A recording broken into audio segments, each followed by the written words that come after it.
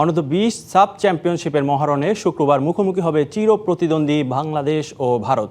মালদ্বীপের জাতীয় স্টেডিয়ামে গড়াবে মেগা ফাইনালের হাই ভোল্টেজ ম্যাচটি। শিরোপা জয়ের স্বপ্ন নিয়ে তৃতীয়বারের মতো এই আসরের ফাইনালে উঠেছে লাল সবুজের প্রতিনিধিরা।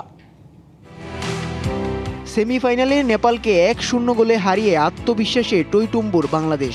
সেই ধারা ধরে রেখে এবার শিরোপার লড়াইয়ে ডিফেন্ডিং চ্যাম্পিয়ন বাংলাদেশের সামনে ভারত। 2022 সালের ফাইনালে ভারতের কাছে হারের প্রতিশোধের মিশন নিয়ে মাঠে নামবে যুবাদের দল।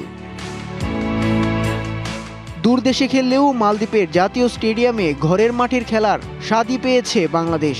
আগের ম্যাচে মাঠে ছিল না তিল ধারণের ঠাঁই, গ্যালারি ছিল লাল সবুজ সমর্থকদের দখলে। এই সমর্থন ভারতের বিপক্ষে বাড়তি শক্তি মার্ক কক্সের শিষ্যদের জন্য। চলতি আসরে গ্রুপ পর্বেও দেখা হয়েছে দুই দলের। ওই ম্যাচে পিছিয়ে পড়েও 1-1 গোলে ড্র করে দারুণভাবে ঘুরে দাঁড়ায় বাংলাদেশ, যা ফাইনালের আগে আত্মবিশ্বাস বাড়াচ্ছে অনেকটাই। আসরের শুরুতেই পাকিস্তানের বিপক্ষে জোড়া গোল করে আলো ছড়ান আমেরিকান প্রবাসী রোনান সুলিভান। ভারতের বিপক্ষে প্রথম দেখায়ও ছিলেন দুর্দান্ত। ফাইনালে তাই আলাদা নজর থাকবে আমেরিকান প্রবাসী এই ফুটবলারের উপর।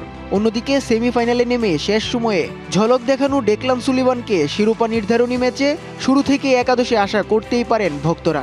দুই ভাইয়ের সমন্বয়ই হতে পারে ভারতকে আটকানোর মূল শক্তি। অন্যদিকে ভারতও রয়েছে দুর্দান্ত ছন্দে। সেমিফাইনালে ভুটানকে 5-0 গোলে উড়িয়ে দিয়ে আত্মবিশ্বাসে ভরপুর তারা। বয়সভিত্তিক সাফ আসরে ভারতের রেকর্ডও বেশ সমৃদ্ধ।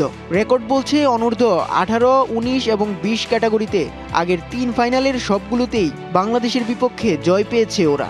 এবারের ফাইনালেও বাড়তি আত্মবিশ্বাস নিয়েই মাঠে নামবে ভারত। বিশাল যাদব, উমাং দুদুদের মতো খেলোয়াড়রা আছেন দারুণ ফর্মে। শিরোপা জিততে হলে এদেরকে আটকানোর বিকল্প নেই মিঠু ফয়সালদের সামনে। উৎস রশিদ, ডিবিসি নিউজ ডেস্ক। 200-র বেশি সার্ভিস ও ফিচারে লেনদেনের সব বিকাশ অ্যাপে সম্ভব।